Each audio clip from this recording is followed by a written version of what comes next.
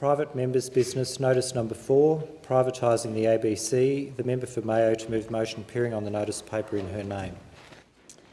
Thank you, and I'm giving the call to the member for Mayo. Thank you, Madam Deputy Speaker. I move the motion relating to the privatising of the ABC in the terms in which it appears on the notice paper. Thank you. We are not talking about an idle rumour here. We are talking about a systemic campaign to slash the budget of the ABC, combined with sustained attacks from various sections of the political right to question the integrity of the ABC and to sell it off. Following a pledge at the 2013 election that there would be no cuts to the ABC and SBS, the 2014 budget saw $254 million in cuts, and now in 2018, under Prime Minister Malcolm Turnbull, the ABC faces a further cut of $84 million over the next 3 years. We heard in Senate estimates that the ABC has shed more than 1,000 jobs since 2014. That figure equates to nearly a quarter of the ABC's full-time equivalent workforce of over 4,100 employees. So the impact of these cuts is already quite apparent. We also have from the ABC has experienced a 28% fall in funding in real terms since the mid-1980s. In addition to dealing with less income, management of the ABC have also had to face inquiries into its charter, the disclosure of salaries, its competitive neutrality and its delivery on rural services. Even the commercial media is pointing the finger at the ABC as being a significant contributor to their falling bottom lines, despite the arrival of Google, Facebook, Netflix and Amazon and their blindingly oblivious impact. They just don't see that it's got nothing to do with the ABC, it's actually about them. Blaming our national broadcaster for being true to its charter to serve its public interest by reaching audiences in new and innovative ways that the commercial media have been too risk-averse to attempt is the height of hypocrisy.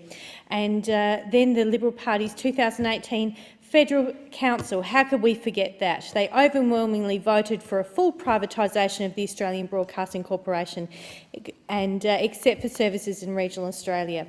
And not one government minister even stood up and spoke against their motion, not one. And then we have the Institute of Public Affairs publishing their book Against Public Broadcasting. And that book, let me give you the title, Madam Deputy Speaker, Why We Should Privatise the ABC and How to Do It, as if the government doesn't already know.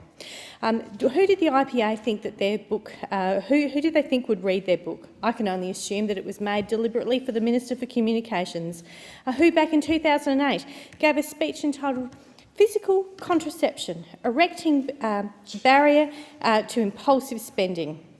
And in that speech, the senator stated that Conservatives have often floated the prospect of privatising the ABC and Australia Post, and there is merit in such proposals.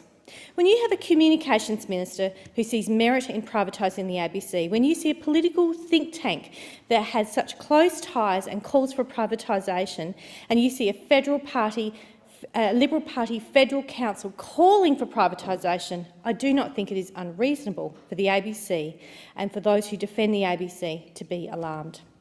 The government could allay the fears by showing the country that it values the work of our public broadcaster and wants to fund them adequately. Australians who value the ABC are on notice, and we believe that we must act, and I know that I and my Centre Alliance colleagues will do all we can to pressure government to restore funding to the pre-2018 levels. Last month I received my ABC Defenders badge in recognition of my support of our national broadcaster. And I believe in a well-funded, independent ABC, and I believe it is crucial for our democracy.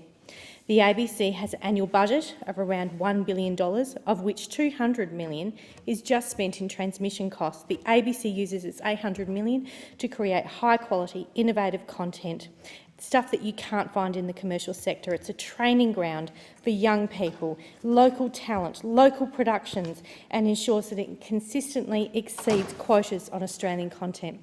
Australians trust the ABC. It tells our stories, and that trust is extended to public interest journalism, where the ABC has a long and proud history.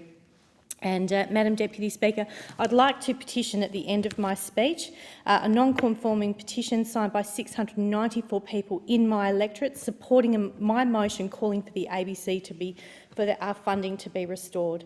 Their names are just a snapshot of the deep concern in the Australian community that the Australian public broadcaster is being privatised by itself. We must keep the ABC. We must fund the ABC. It is our national treasure. Thank you, Madam Deputy Speaker. Thank you. And is the member for Mayo seeking leave to table this petition? Yes. And is leave granted? Thank you. And is there a seconder for the motion? Deputy Speaker, I second the motion but reserve my right to speak. And thank you. And I give the call now to the member for Mallee. Thank you, Mr Deputy